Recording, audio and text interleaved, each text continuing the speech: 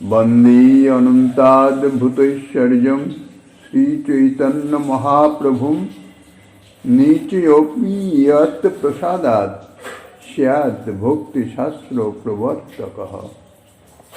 कलिजुग पावन अवतार परम करुणामय श्री गौरांग सुंदरेर परम अंतरंग प्रिय पार्षदवर्य पूज्यपाद श्री कृष्णदास कविराज गोस्वामी महाशय ताहार श्री श्री चैतन्य चरितामृत नामक श्री ग्रंथेर मध्यलीलार 20 परिच्छेदे गौर हते श्रीपाद सनातनेर काशीते गमन, काशीते श्रीमान महाप्रभुर सहित ताहार मिलन, ताहार जिज्ञासार उत्तरे श्रीमान महाप्रभु कर्तृक सम्बन्ध तत्व निरूपणे भगवत स्वरूपेर भेद विचार इत्यादि এই পরিচ্ছেদে বর্ণিত হয়েছে। শ্রীচৈতন্য মহাপ্রভুম সর্বাবতারাণং বীজরূপং অহং বন্দে শরণং ব্রজামি কতম ভূতম অনন্তং অগণনং অদ্ভুতং আশ্চর্যং ঐশ্বর্যং যস্য তম যত যস্য শ্রীচৈতন্যস্য প্রসাদাৎ অনুগ্রহাৎ নিচয়োপি হীনজনয়োপি भक्तिशास्त्र प्रवर्तकः भक्तिशास्त्र रचनक समः स्यात्। पूज्यपाद गोस्वामी गोस्वामीपाद এই পরিচ্ছেদের মঙ্গলাচরণ শ্লোকে বলছেন, যাহার অনুগ্রহে নিচ ব্যক্তিও ভক্তিশাস্ত্রের প্রবর্তক হয়ে থাকেন, অনন্ত এবং অদ্ভুত ঐশ্বর্যশালী সেই শ্রীচৈতন্য প্রভুকে বন্দনা করি। শ্রীমন মহাপ্রভুর ঐশ্বর্য অনন্ত এবং অদ্ভুত। সেই ঐশ্বর্যের প্রভাবেই তিনি নিচ সূত্র দ্বারাও শাস্ত্রাদির প্রচার করাইয়াছেন। গোস্বামীপাদ অন্যত্র বর্ণনা করেছেন, আর এক স্বভাব গৌরীর শুনো ভক্তগণ, ঐশ্বর্য স্বভাব গুরু করে প্রকটন, সন্ন্যাসী পণ্ডিতগণের করিতে গর্বনাশ, নিচ শূদ্র দ্বারে করে ধর্মের প্রকাশ। শ্রীপাদ সনাতনের নিকটে শ্রীমান মহাপ্রভুর ভক্তিশাস্ত্র বিষয়ক সমস্ত তত্ত্বই শ্রীমান মহাপ্রভু কাশীতে প্রকাশ করেছিলেন। শ্রীচৈতন্য চরিতামৃতের এই মধ্যলীলার এই 20 পরিচ্ছেদ থেকে 20, একবিংশ, দ্বাবিংশ, ত্রয়োবিংশ এই 4 পরিচ্ছেদে শ্রীপাদ কবিরাজ গোস্বামী সংক্ষেপে সেই সমস্ত তত্ত্ব বর্ণনা করেছেন, যার জন্যে এই 4টি পরিচ্ছেদকে সংক্ষেপে সনাতন শিক্ষাও বলা হয়। প্রয়াগে শ্রীরূপ গোস্বামীপাদকে যে শিক্ষা দিয়েছেন মাত্র 10 দিন, এবং নিজেই বলেছেন, ভক্তি রহস্য অতি সূত্রাকারে তোমাকে আমি জানালাম।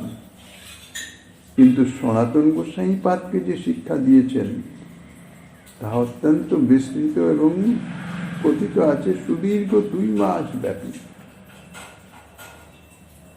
ভক্তিতত্ত্ব গর্ভ সনাতন শিক্ষা বর্ণনের প্রারম্ভে শ্রীমন মহাপ্রভুর কিরকম মহাপ্রভু না অনন্ত ও অদ্ভুত ঐশ্বর্যশালী শ্রীমন মহাপ্রভু।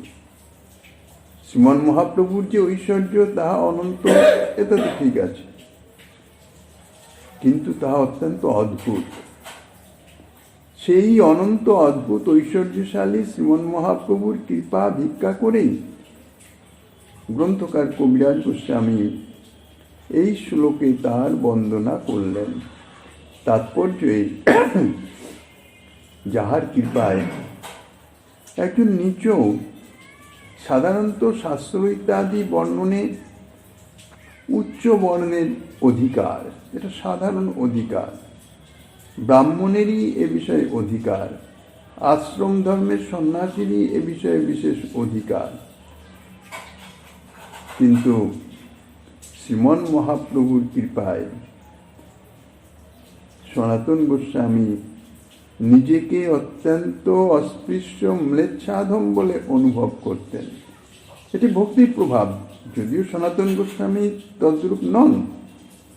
তিনি উচ্চ ব্রাহ্মণ কুলোদ্ভব, এটা ঠিক, কিন্তু নিচ সঙ্গী ম্লেচ্ছ বাদশাহর সঙ্গে দীর্ঘদিন বাদশার অধীনে কর্মরত ছিলেন। এই জন্যেই তিনি নিজেকে অত্যন্ত নিচ বলে অনুভব করতেন। শুধু তাই নয়, জাতিকে শূদ্র রায় রামানন্দ তানাকে দিয়ে রসতত্ত্ব প্রকাশ করেছিলেন গোদাবরী তটে সাধ্যের নির্ণয় প্রসঙ্গে। কাজেই যার কৃপায় নিচ ভক্তিশাস্ত্রের প্রবর্তক হতে পারে, তিনি কৃপা করে, গোস্বামীপাদ বলছেন, তিনি কৃপা করে আমার ন্যায় অযোগ্যকে যেন তার উপদিষ্ট তত্ত্ব, যাহা তিনি সনাতন গোস্বামীপাদকে বর্ণনা করেছেন, তাহা স্ফূর্তি প্রাপ্ত হয় এবং বর্ণনের যোগ্যতা প্রাপ্ত হই। জয় জয় শ্রী চৈতন্য, জয় নিত্যানন্দ, জয়াদ্বৈত চন্দ্র, জয় গৌর ভক্তবৃন্দ। হেতা গৌরে সনাতন আছে বন্দিশালে, শ্রীরূপ গোস্বামীর পত্রী আইল হেন কালে। রূপ গোস্বামীপাদের মহাপ্রভুর সঙ্গে মিলন, সেখান থেকে বৃন্দাবন গমন, ওদিকটা সমাপ্ত হয়ে গেছে। ইতিপূর্বে, অর্থাৎ রূপ গোস্বামীপাদের শিক্ষার আগেকারের ঘটনা। কেননা শ্রীরূপ গোস্বামীপাদ যখন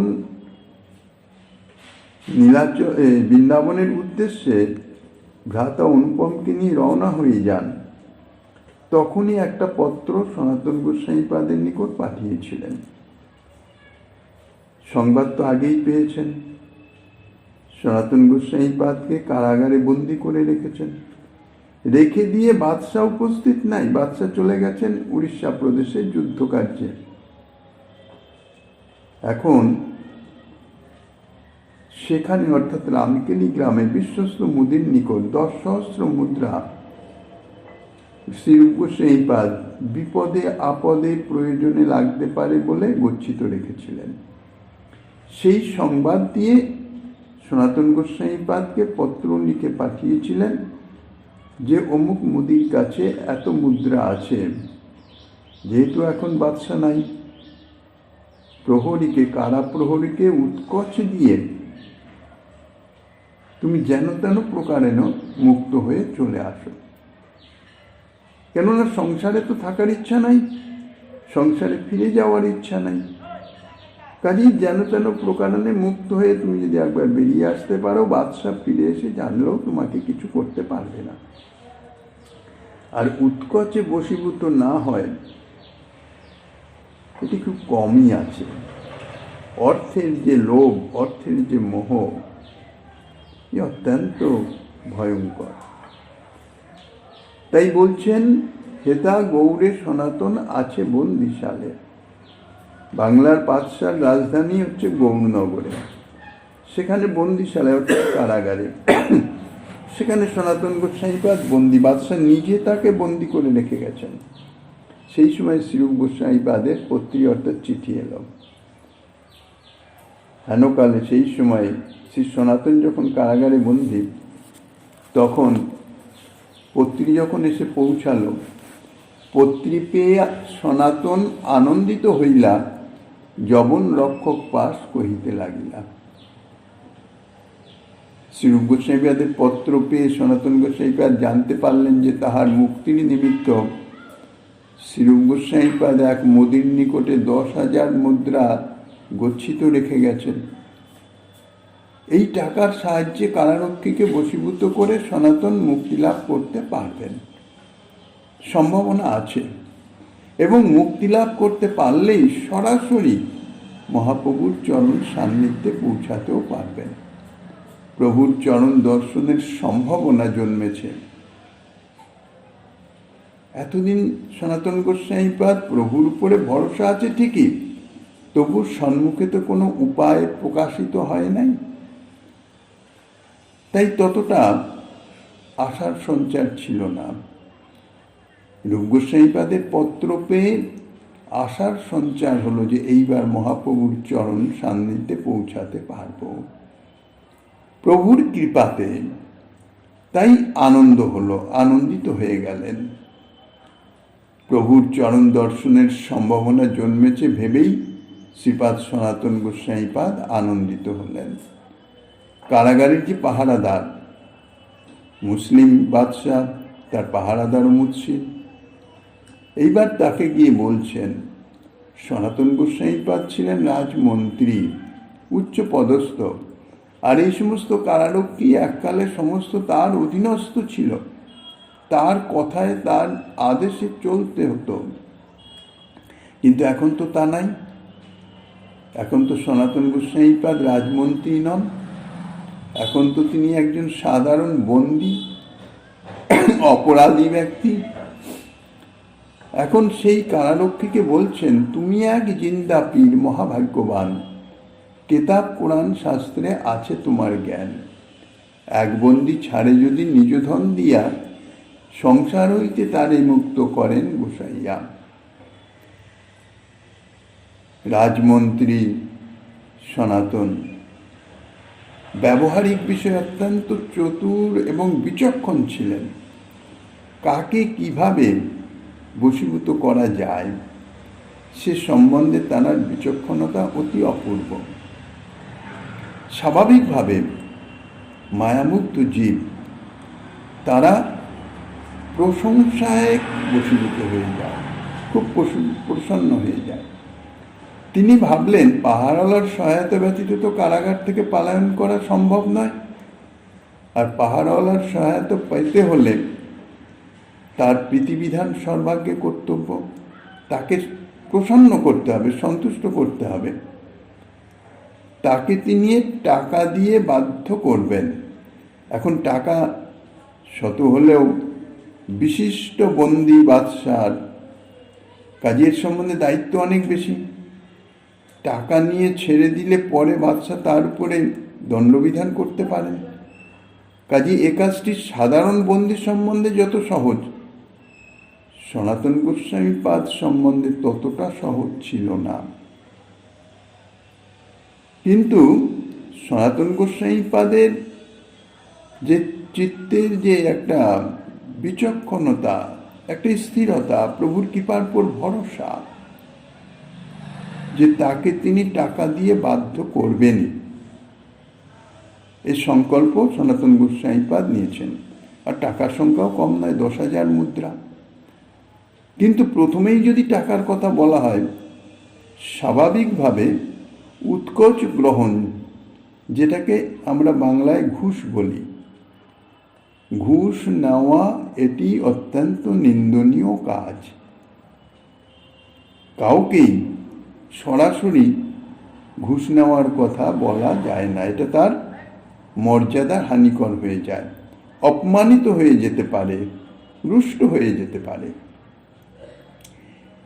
এই জন্য প্রথমেই যদি টাকার কথা বলা হয়, তাহলে পাহারাওয়ালা বিরক্ত হয়ে যেতে পারে। এই মনে করে আগে তাকে প্রসন্ন করতে হবে। নানাবিধ তুষামোদ বাক্যে প্রথমে তাকে খুশি করবার চেষ্টা করছেন। এই দুই পয়ারে সনাতন গোস্বামীপাদ তাকে বুঝাচ্ছেন যে নিজে উদ্যোগ করে যদি কেহ কোনো বন্দীকে মুক্ত করে দেন, তাহলে ভগবান তাকে সংসার থেকে মুক্ত করে দেন। এইরূপে পাহারাওয়ালার চিত্তে ধর্মভাব জাগৃত করবার জন্যে ধর্মভাব জাগৃত করে স্বীয় মুক্তির নিমিত্ত তাকে উন্মুখ করবার চেষ্টা করিতেছেন। তারপরে প্রথমেই প্রশংসা করলেন, তুমি জিন্দা পীর, মহা অর্থাৎ মুসলিম হিসাবে পীর অর্থাৎ মহাসাধু, এবং কেতাব কুরআন ইত্যাদি শাস্ত্রের সম্বন্ধে তোমার বিশেষ জ্ঞান আছে, অর্থাৎ মুসলমানের ধর্মগ্রন্থে তুমি বেশ অভিজ্ঞ ব্যক্তি। কাজে তোমাদের গ্রন্থে কি আছে না আছে সে সম্বন্ধে তুমি সবই জানো তোমাদের ধর্মগ্রন্থে। সেখানে আছে, যদি নিজে উদ্যোগ করে কোনো বন্দীকে মুক্তি করে দেওয়া যায়, তাহলে ভগবান তার প্রতি প্রসন্ন হয়ে এই সংসার কারাগার থেকে তাকে মুক্ত করে দেন। এইরূপে পাহাড়ওয়ালার চিত্তে ধর্মভাব জাগ্রত করে নিজ মুক্তির নিমিত্ত তাকে উন্মুখ করবার জন্য চেষ্টা করছেন সনাতন গোস্বামীপাদ। সেই সঙ্গে সঙ্গে আরো এক কথা বলছেন, পাহাড়ওয়ালাকে তিনি পূর্বে অনেক উপকার করেছেন। এমন কেউ যদি উপকার করে, রাজমন্ত্রী ছিলেন আর পাহাড়ওয়ালা তো সাধারণ একজন পাহাড়ওয়ালা, সাধারণ সেপাই বলতে গেলে, প্রয়োজনে অনেক সময় তাকে উপকার করেছেন। কাজেই সেই উপকারের কথা উল্লেখ করেও সনাতন গোস্বামীপাদ প্রত্যুপকারে পাহাড়ওয়ালাকে উন্মুখ করাবার চেষ্টা করলেন। পূর্বে আমি তোমার করিয়াছি উপকার, তুমি আমার ছাড়ি করো প্রত্যুপকার। পূর্বে আমি তোমাকে উপকার করেছি, তার প্রতিদানে প্রত্যুপকার করা এটা তো তোমার ধর্ম। তাহলে আমাকে কারাগার থেকে মুক্ত করে তুমি সেই প্রতি উপকার কার্যটি, অর্থাৎ আমার উপকারের প্রতিদান প্রদান করো। সনাতনকে মুক্ত করে দেওয়া যে কারাগার কারারক্ষীর একটা কর্তব্য, সেটি আগে বলে তাকে কিছুটা অবস্থা ক্ষেত্র প্রস্তুত করার মতন তার চিত্তে একটু ধর্মভাব, একটু তাকে মুক্ত করার দেওয়ার অনুকূলে যে ভাব, সেটা জাগরিত করে, অর্থাৎ এই দুই উপায়ে পাহাড়ওয়ালার চিত্তটিকে একটু দ্রবীভূত করার চেষ্টা করে। এখন খালি পেটে তো কিছু হয় না, শুধু হাতে কোনো কাজই হয় না। শুধু উপকারের বিনিময়ে উপকার, এটা এই জগতে বিশেষ করে এটা অসম্ভব ব্যাপার। কিন্তু উপকার করা কর্তব্য, প্রত্যুপকার করা কর্তব্য, সে সম্বন্ধে তাহার চিত্তে একটা প্রেরণা জাগানোর পরে, তারপরে সর্বশেষ তিনি টাকার কথা বলেছিলেন। সনাতন গোস্বামীপাদ পাহাড়ওয়ালাকে বললেন, তুমি অত্যন্ত ভাগ্যবান। কোরআনাদি ধর্মশাস্ত্রে তোমার তো বিশেষ অভিজ্ঞতা আছেই, তাছাড়াও সাধনের মাধ্যমে তুমিও সিদ্ধ মহাপুরুষ তোমাদের ধর্মে। যদিও সনাতন গোস্বামীপাদ বাদশাহের দেওয়া নামে, সেই মুসলিম ভাবেই অবস্থিত, এ সমস্ত হচ্ছে খোসামদি বাক্য মাত্র, আর কিছু নয়। কাজেই একজন বন্দীকে নিজ ধন দিয়ে, নিজ ধর্ম দেখে উত্তর হয়, যদি তুমি আমাকে মুক্ত করে দাও, তাহলে সেটি অনেক পুণ্যজনক কাজ হবে। তুমি তো ধর্মশাস্ত্র জানো, ধর্মশাস্ত্র দেখেছ, সংসার বন্ধন থেকে, জন্ম মৃত্যু থেকে গোসাইয়া অর্থাৎ ঈশ্বর তোমাকেও মুক্ত করে দেবেন। যে ব্যক্তি একজন বন্দীকেও কারাগার থেকে মুক্ত করে দিতে পারে, ভগবান সে ব্যক্তিকে সংসার বন্ধন থেকে মুক্ত করে দেন। আর তুমি তো সাধন সিদ্ধ মহাপুরুষ, তুমি কি আমাকে মুক্তি দিয়ে নিজ উদ্ধারের পথ উন্মুক্ত করবে না? সনাতন গোস্বামীপাদ যখন রাজমন্ত্রী ছিলেন, তখন তাহার অনুগ্রহী কারারক্ষী একবার মহা বিপদ থেকে উদ্ধার লাভ করেছিল। সেটিও স্মরণ করি দিয়ে প্রত্যুপকারের কথা তাহাকে জানিয়ে তার চিত্ত দ্রবীভূত করে দিলেন। কাজে এই সমস্ত বিষয় মিলিয়ে তাকে ছেড়ে দেওয়া যে পাহাড়ওয়ালার একটা কর্তব্য, সনাতন গোস্বামীপাদ পাহাড়ওয়ালাকে তাহাই বুঝাতে চাইছেন। 500 মুদ্রা তুমি করো অঙ্গীকার, পুণ্য অর্থ 2 লাভ হইবে তোমার। সর্বশেষে এই টাকার কথা বলছেন, আমি তোমাকে 5000 টাকা দিব, তাহা তুমি গ্রহণ করো। আমাকে ছেড়ে দেওয়ার জন্য তোমার পুণ্যলাভ তো হবেই, ঈশ্বর তোমাকে সংসার থেকে মুক্ত করে দেবেই, কিন্তু যতদিন এই সংসারে থাকবে ততদিন অর্থেরও তো প্রয়োজন। তো সেই জন্য তোমার অর্থ লাভও হবে, পুণ্য লাভও হবে, অতএব আমাকে ছেড়ে দাও। কিন্তু সেই সঙ্গে সঙ্গে আর একটা প্রশ্ন আছে, তোমাকে ছেড়ে দিব, ছেড়ে দিয়ে রাজাকে কি জবাব দিব? কারণ তুমি বিশেষ বন্দী, সাধারণ বন্দী তো নয়। রাজার দৃষ্টির বাইরে সাধারণ বন্দির খবর কে রাখে? তবে সেই যবন কহে, শুনো মহাশয়, তোমারে ছাড়িয়ে কিন্তু করি রাজ ভয়। তখন সেই কারারক্ষী বলছেন, মনটা কথঞ্চিত দ্রবীভূত হয়েছে, ছেড়ে দেওয়ার পক্ষে হয়েছে, কিন্তু বলছেন যে তোমাকে আমি ছেড়ে দেব, কিন্তু আমি রাজার খুব ভয় করিতেছি। তোমাকে ছেড়ে দিলে তো রাজা আমাকে কঠিন দণ্ড প্রদান করবে, শাস্তি দেবেন, এই ভয় আমি করিতেছি। সনাতন কহে, তুমি না করো রাজভয়, দক্ষিণ গিয়াছে যদি লেউটি আশয়।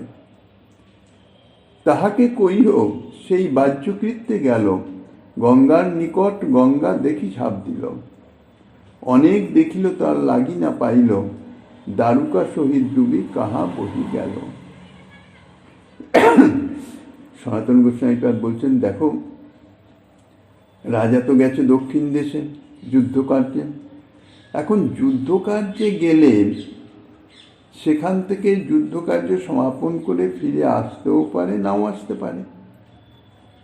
যদি ধরলাম তিনি ফিরেই এলো, ফিরে না আসতেও পারে, কিন্তু যদিই আসে, তাহলে তুমি বলবে, রাজাকে বলবে যে সনাতন গঙ্গার নিকটে বাহ্যকৃত্য করতে গিয়েছিল, বন্দি, কাজে আমি সঙ্গে ছিলাম, তার হাতে হাতকড়া লাগানোও ছিল, তার হাতে বেরি ছিল, কিন্তু গঙ্গা দেখেই সনাতন হঠাৎ কিছু না বলেই গঙ্গায় ঝাঁপ দিয়ে পড়ল। এখন হাত যদি বাঁধা থাকে, দুই হাত একসঙ্গে যদি হাতকড়া লাগানো থাকে, তাইলে তো সাঁতার কাটা সম্ভব হয় না। এই জন্যে আমি অনেক অনুসন্ধান করেছি, কিন্তু গঙ্গার প্রবল স্রোত, কাজেই তাকে আমি খুঁজে পাই নাই। স্রোতের টানে সে যে কোথায় চলে গেছে কিছুই ঠিক করতে পারলাম না। আর হাতে বেরি থাকায় অবশ্যই সে সাঁতার দিতে পারে নাই, কাজেই গঙ্গা গর্ভে ডুবেই মরেছে। এসব কথা বললেন, তোমার তো দোষ ছিল না, তোমার তো দোষ নাই, বাহ্যকৃত্য করতে গঙ্গা তীরে নিয়ে যাও, এটা তোমার কর্তব্য। তুমি অন্যায় কিছু করো নাই, আমাকে ছেড়েও দাও নাই, আর এই অবস্থায় আমার বেঁচে থাকা সর্বদা অসম্ভব, এটি মনে করে রাজা তোমাকে আর কোনো শাস্তি দেবেন না। সেই সঙ্গে সঙ্গে সনাতন গোস্বামীপাদ কারারক্ষীকে নির্ভয় হওয়ার জন্য আরো একটি কথা বললেন, কিছু ভয় নাহি, আমি এদেশে না রব, দরবেশ হইয়া আমি মক্কায় যাইব। সনাতন সঙ্গে সঙ্গে বললেন, তুমি কোনো চিন্তা করো না, আমাকে মুক্ত করে দিয়ে আমি যদি এদেশে থাকি, তাইলেই তো ভবিষ্যতে কখনো রাজা আমার খবর পেতে পারে। কিন্তু আমি এদেশেই থাকবো না, আমি ফকির হয়ে মক্কায় চলে যাব। দরবেশ অর্থাৎ ফকির সন্ন্যাসী, মুসলমান সন্ন্যাসী। আর মুসলমান সন্ন্যাসীদের মুখ্য তীর্থস্থান হচ্ছে মক্কায়। প্রহরী মুসলমান বলে সনাতন গোস্বামীপাদ মুসলমান তীর্থেই নাম করলেন, হৃদয়ের অভিপ্রায় তীর্থস্থান।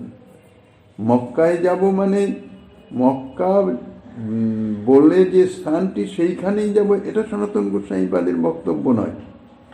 দরবেশ অর্থাৎ ফকির অর্থাৎ সন্ন্যাসী,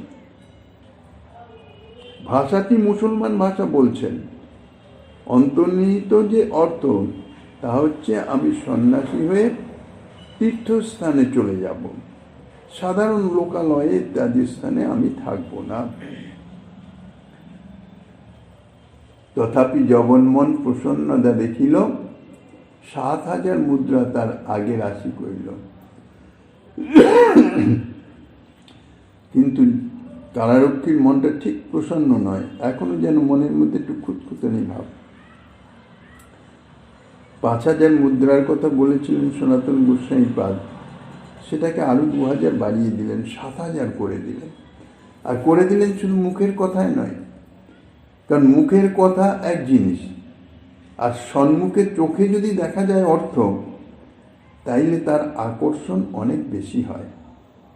কম বেশি তখন আর অতটা মনে মালুম হয় না। সেই জন্য বলছেন যে 7,000 মুদ্রা তার আগে রাশি করিল, মানে তার সামনে একত্র ধরে দিল 7,000 মুদ্রা।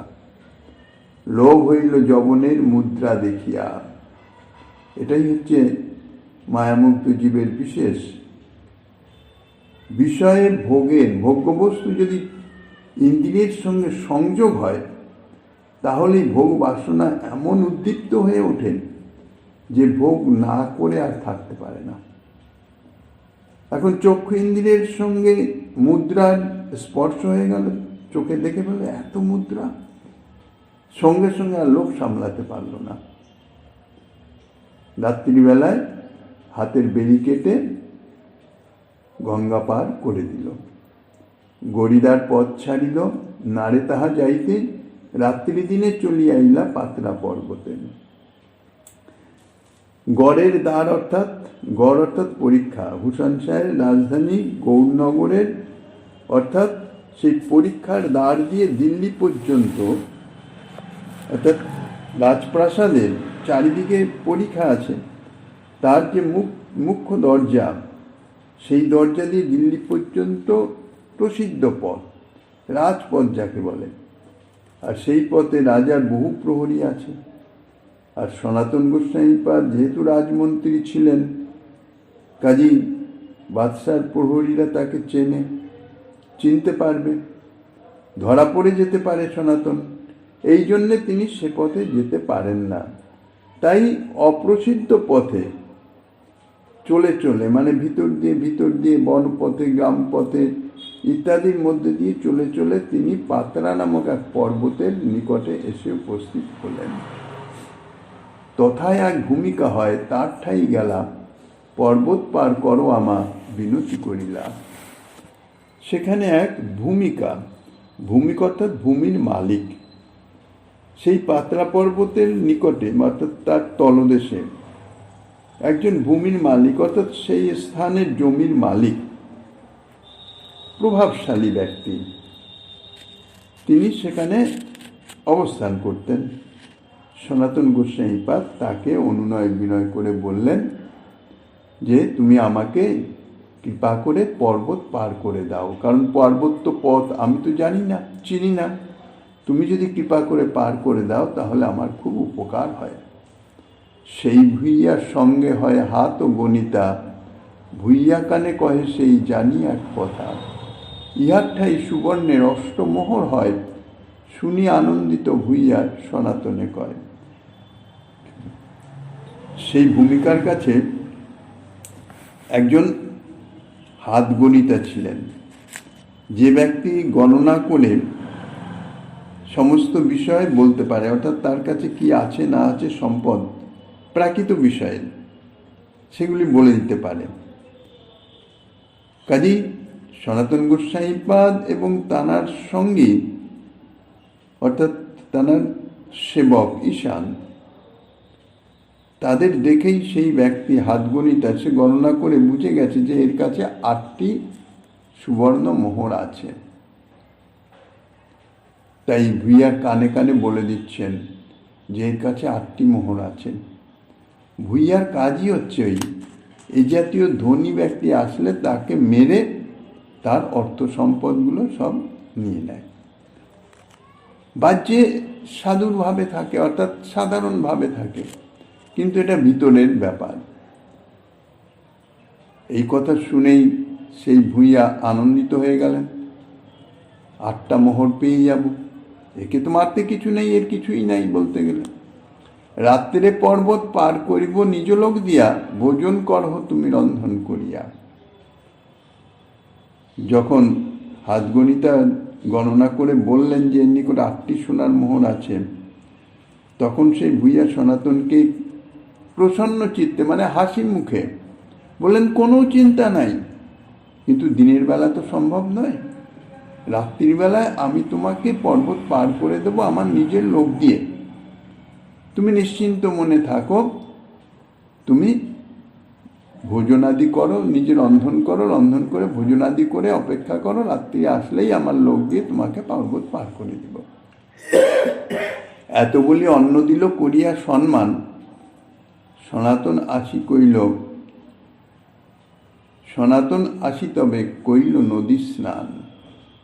একথা বলে সেই ভূঁইয়া সনাতন গোস্বামীপাদকে রন্ধন সামগ্রী দিলেন। সনাতন গোস্বামীপাদ পার্শ্ববর্তী নদীতে স্নান করলেন। 2 উপবাসে করিল রন্ধন ভোজনে, রাজমন্ত্রী সনাতন বিচারিল মনে। 2 দিন উপবাস ছিল, কাজী রন্ধন করে ভোজন করলেন, কিন্তু মনে মনে বিচার করছেন।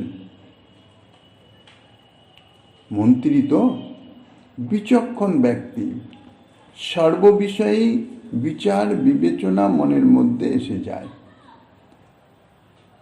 মনে মনে চিন্তা করছেন, এই ভূঁইয়া কেন মোর সম্মান করিল? এত চিন্তি সনাতন ঈশানে পুছিল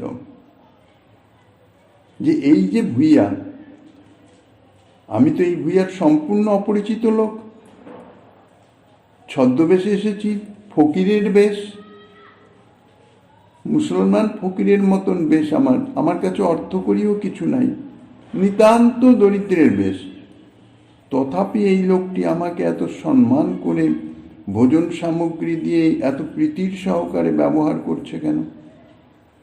তবে কি আমার বা আমার ভৃত্য ঈশানের নিকট টাকা পয়সা কিছু আছে বলে মনে করেছে?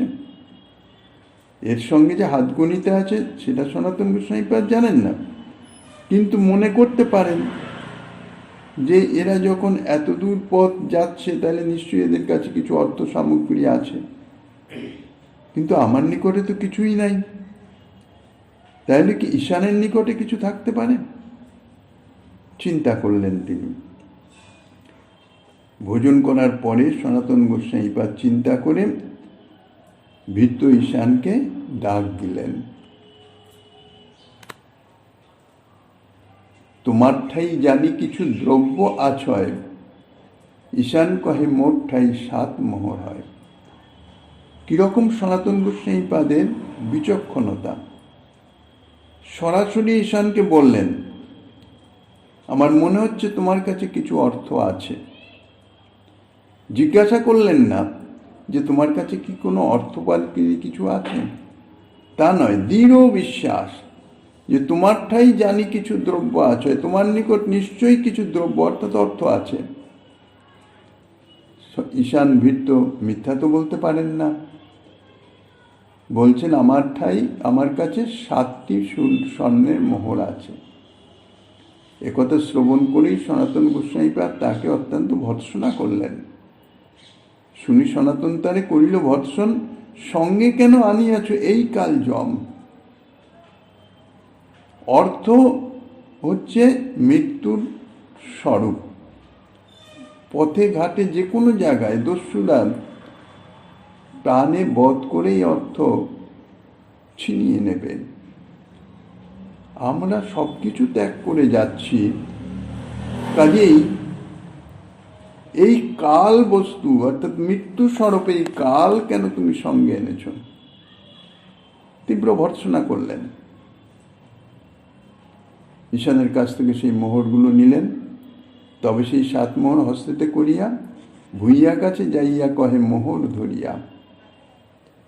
সন্ধ্যা তখনও হয় নাই, সনাতন গোস্বামীকে পারের ব্যবস্থাও তখনও শুরু হয় নাই, কারণ রাত্রে পার করবেন বলেছেন। সনাতন গোস্বামীপাদের যে বিচক্ষণতা, আগেই মোহরটি নিয়ে তিনি সেই ভূঁইয়ার কাছে গিয়ে উপস্থিত হলেন। বললেন, এই 7 সুবর্ণ মোহর আছিল আমার, ইহা লইয়া ধর্ম দেখি কর মোরে পার। এই 7টি মোহর আমার কাছে ছিল, এটা তুমি কৃপা করে গ্রহণ করো, আর আমাকে পর্বত পার করে দাও, তাতে তোমার ধর্ম হবে। রাজবন্দি আমি গরিদার যাইতে না পারি, পুণ্য হবে পর্বত আমার দেহ পার করি। আমি রাজবন্দী, রাজপথে আমার যাওয়ার উপায় নাই, কাজেই আমাকে যদি পর্বত পার করে দাও তাহলে তোমার পুণ্য হবে। অর্থের বিনিময়ে নয়, পুণ্যের জন্যে তুমি আমাকে পর্বত পার করে দাও, আর এই অর্থটা তুমি রাখো। ভুইয়া হাসি কহে, আমি জানিয়াছে পहिले, অষ্টমোহর হয় তোমার সেবক আচলে। ভুইয়া তখন হেসে বলছেন, আমি আগেই জেনে গেছি যে তোমার যে সেবক, তোমার কাছে অর্থ ছিল না, তোমার সেবকের কাছে 8টি মোহর ছিল, মানে আছে। তোমামারি মোহরাজি লইতাম রাত্রে, ভালো হইল কহিলা তুমি ছুটিলু পাপ হতে। তোমার সেবকের কাছে যে মোহর আছে সেটি জানতে পেরে আমার পরিকল্পনা ছিল রাত্রে তোমাদের বধ করে এই মোহরগুলো আমি ছিনিয়ে নেব। কিন্তু তুমি শতপ্রবৃত্ত হয়ে যখন প্রদান করছো, আমি তোমার উপর অত্যন্ত সন্তুষ্ট হয়েছি। কাজেই, কেননা তোমাদের মারলে আমার পাপ তো হতোই, কাজেই তোমাদের এবার মারতে হচ্ছে না, কাজে আমি পাপ আমার আর করতে হলো না। কাজে খুব ভালো, সন্তুষ্ট হইলাম আমি। মোহর না লইব, পুণ্য লাগি পর্বত তোমা পার করি দিব। সনাতন গোস্বামী পাদের যে দিব্য প্রভাব, ভগবত ভক্তির একটা প্রভাব আছে, চিত্তবৃত্তিকে ক্ষণিকের মধ্যে পরিবর্তন করে দেয়। তো সনাতন গোস্বামী পাদ তো সাধারণ নন, বিশিষ্ট ভক্ত। কাজী তার দর্শনে, তার আলাপনে ভুইয়ার চিত্ত পরিবর্তন হয়ে গেছে। স্বতঃস্ফূর্তভাবে সনাতন গোস্বামী পাদ যখন মোহর দিচ্ছেন, বলছেন, আমি খুব সন্তুষ্ট তোমার ব্যবহারে, কিন্তু তোমার থেকে আমি মোহর নেব না। অর্থের আমার অভাব নাই, কিন্তু পুণ্যের তো অভাব আছে। পুণ্য যতই করা যাক তার তো কমতি নাই, অর্থাৎ সীমা নাই। তো সেই জন্যে পুণ্যের জন্যে পর্বত তোমাকে আমি অবশ্যই পার করে দিব। গোসাই কহে, কেহ দ্রব্য লইবে আমা মারি, আমার প্রাণ রক্ষা করো দ্রব্য অঙ্গীকারী। সনাতন গোস্বামী পাদের কি জাতীয় বিচক্ষণতা! বলছেন, পথে যদি অর্থ আমার কাছে থাকে, আপনি কৃপা করে আমাকে ছেড়ে দিলেন, পার করে দিলেন পুণ্যের জন্য। আপনার মতন ধর্মাত্মা তো থাকবে না, কোনো দস্যু, কোনো সে আমাকে বধ করে অর্থ আমার থেকে ছিনিয়ে নেবে। তা কাজে এই অর্থ আমার প্রাণহরণের কাল হবে। কাজেই এই অর্থ আপনি কৃপা করে গ্রহণ করে আমার প্রাণ রক্ষা করেন, কারণ এই অর্থ আমার সঙ্গে থাকলে পথে আমার প্রাণ সংশয় আছে। এই বলে বিনয় করে 7টি মোহর দিয়ে দিলেন। তবে গোসাইয়ের সঙ্গে ভুইয়া 4 পাইক দিল, রাত্রে রাত্রে বনপথে পর্বত পার করিল। 4 জন পাইক সঙ্গে দিয়ে রাত্রে রাত্রে বনপথ দিয়ে পর্বত পার করে দিল। পর্বত পার হয়ে আবার পথে এসে সনাতন গোস্বামী পাদ তখন সেবক ঈশানকে জিজ্ঞাসা করছেন। পার হইয়া গোসাই তবে পুছিল ঈশানে, জানি শেষ দ্রব্য কিছু আছে তোমার স্থানে। আগেই তো সংবাদ পেয়ে গেছেন 8টি মোহর ছিল, তখন কিন্তু কিছু বলেন নাই। 7টি মোহর দিয়েছে, বলেছে 7টি মোহর। সাংসারিক ব্যক্তি যারা, বিষয়াসক্ত যারা, তাদের এই যে সঞ্চয় বৃত্তি বা সঞ্চয় প্রবৃত্তি, এটা অবশ্যম্ভাবী। ঈশান মনে করেছেন 7টি মোহরের কথা বলবো, গোসাই তো নির্বিকার, তিনি তো সন্ন্যাসী, তার তো আসক্তি নাই, তিনি নিশ্চয়ই মোহর নিয়ে ভুইয়াকে দিয়ে রাস্তা পার হওয়ার চিন্তা করবেন। কিছু তো সঞ্চয় না থাকলে পথে কখনো যদি বিপদ আপদ আসে, তখন গোসাইকে রক্ষা করব কি করে, সেবা করব কি করে? ঈশানের মনে অন্য কোনো উদ্দেশ্য নয়, এই জন্যেই একটা সংগোপন করে রেখেছিল। কিন্তু সনাতন গোস্বামী পাদ তো জানতে পেরে গেছেন, তাই পার হয়েই ঈশানকে জিজ্ঞাসা করলেন, তোমার কাছে আরও একটু কিছু আছে? ঈশান কহে, 1 মোহর আছে অবশেষ, গোসাই কহে মোহর লইয়া যাহ তুমি দেশ। ঈশান বলছে, হ্যাঁ, আর একটা মোহর অবশেষ আছে আমার কাছে। সনাতন গোসাইপাদ তাকে বলে দিলেন যে এই মোহর নিয়ে তুমি দেশে ফিরে যাও। এখন প্রভুর আদেশ লঙ্ঘন করতে পারেন না। তারে বিদায় দিয়া গোসাই চলিলা একলা, হাতে করোয়া ছিঁড়া কান্থা নির্ভয় হইলাম। অর্থ সম্পদ যদি না থাকে তাইলে ভয় নাই, নির্ভয়, কোনো কিছুই নাই, কিসের জন্য আমার ভয়। চলি চলি গোসাই তবে আইলা হাজিপুরে, সন্ধ্যাকালে বসিলা এক উদ্যান ভিতরে। পথ চলে চলে হাজিপুরে এসে উপস্থিত হলেন। হাজিপুরে একটি উদ্যানের মতো, সেইখানে সনাতন গোস্বাইপাদ সন্ধ্যাবেলায় বিশ্রাম করছেন। কারণ রাত্রিরে তো চলা যাবে না, রাত্রিরে তো একটু এক জায়গায় অবস্থান করতে হবে। সেই হাজিপুরে রহে শ্রীকান্ত তার নাম, গোসাইর ভগিনীপতি করে রাজকাম। সনাতনের ভগিনীপতি শ্রীকান্ত এই হাজিপুরে থাকতেন। তিনি ছিলেন বাদশাহের কর্মচারী, বাদশাহকে ঘোড়া সরবরাহ করতেন। শ্রীপাদ সনাতন গোস্বাইপাদের একজন ভগিনী ছিল, তাকে শ্রীকান্তের সঙ্গে বিবাহ দেওয়া হয়েছিল। সেই যে শ্রীকান্ত, তিনি উচ্চস্থানে অবস্থান করেছেন চতুর্দিকে দৃষ্টি রাখবার জন্য। 3 লক্ষ মুদ্রা রাজা দিয়াছে তার স্থানে, ঘোড়া মূল্য লইয়া পাঠায় পাদশার স্থানে। টুঙ্গির উপর বসি সেই গোসাইকে দেখিল, রাত্রে একজন সঙ্গে গোসাই পাশ আইল। উচ্চস্থান বিশেষ, অর্থাৎ শ্রীকান্ত সেই উচ্চস্থানে বসে চতুর্দিকে দৃষ্টি রাখেন। 3 লক্ষ মুদ্রা রাজা তাকে দিয়েছেন, তাই দিয়ে সে ঘোড়া নিয়ে নিয়ে বাদশার কাছে পাঠায়। এখন সেই উচ্চস্থান থেকে উদ্যানের মধ্যে সনাতন গোসাইপাদ বসে আছে, সে দেখতে পেলেন। এখন কি করা যাবে? সনাতনের এখন ছদ্মবেশ, নিশ্চয়ই কোনো কারণ আছে, গোপনীয় রহস্য আছে। ইহা হচ্ছে বিচক্ষণতা। এই জন্যে সঙ্গে সঙ্গে সেই অবস্থায় শ্রীকান্ত এলেন না। শ্রীকান্ত একজন বিশ্বস্ত লোককে সঙ্গে নিয়ে ছদ্মবেশে গোপনে রাত্রে সনাতনের সঙ্গে সাক্ষাৎ করলেন। 2 জনে মিলি তথা ইষ্টগোষ্ঠী কইল, ছুটিবার বাদ গোসাই সকলই কহিল। দেহ কয়ে দিন 2 রহ এই স্থানে, ভদ্র করো ছাড়ো এই মলিন বসনে। সমস্ত ঘটনা সনাতন গোস্বাইপাদ শ্রীকান্তকে জানালেন। শ্রীকান্ত বলছেন যে তুমি 2 দিন এখানে থাকো, ক্ষৌরকর্ম ইত্যাদি করো। কারণ কারাগারে ছিলেন বলে সনাতনের অনেকদিন ক্ষৌরকর্ম হয় নাই, তাই তাকে গোপদারি ইত্যাদি খুব বড় হয়ে গিয়ে একেবারে সাক্ষাৎ মুসলমান ফকির হয়ে গেছেন। এই জন্য শ্রীকান্ত তাকে ভদ্র হতে বললেন। আর তারপরে সনাতনের বসন্ত অত্যন্ত মলিন,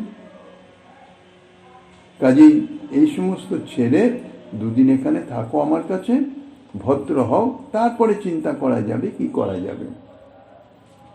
গোসাই কহে এক্ষণ ইহা না রহিব, গঙ্গা পার করি দেহ এখনই চলিব। সনাতন গোস্বাইপাদ বলছেন যে আমি এখনো এখানে অবস্থান করব না, তুমি আমাকে দয়া করে গঙ্গাটা শুধু পার করে দাও। কেন সনাতন গোস্বাইপাদের কাছে পয়সা করি কিছু নাই, নিঃসম্বর পার হতে গেলে পারের করি তো লাগবে, কারো সাহায্য লাগবে। তাই বলছেন যে গঙ্গা পার করি দাও, আমি এক্ষুনি চলব। যত্ন করি দেহ এক ভোট কম্বল দিল, গঙ্গা পার করি দিল গোসাই চলিল। এখন শ্রীকান্ত তখন একটু শীত শীত ভাব ছিল, এই জন্যে কি দেওয়া যায় গোসাইকে, যত্ন করে আদর করে একটা ভোট কম্বল দিয়ে দিলেন শীতের হাত থেকে রক্ষা করবার জন্যে। তারপরে গঙ্গা পার করে দিলেন। গঙ্গা পার হয়েই সনাতন গোস্বাইপাদ পথ চলতে শুরু করলেন বারাণসীর উদ্দেশ্যে। পরবর্তী আস্বাদনে শ্রীমন মহাপ্রভু গিরিধারীলালের কৃপা হলে আগামী দিন আস্বাদনের 12 তারিখে অদ্যকার শ্রী চৈতন্য কথার এখানেই বিশ্রাম।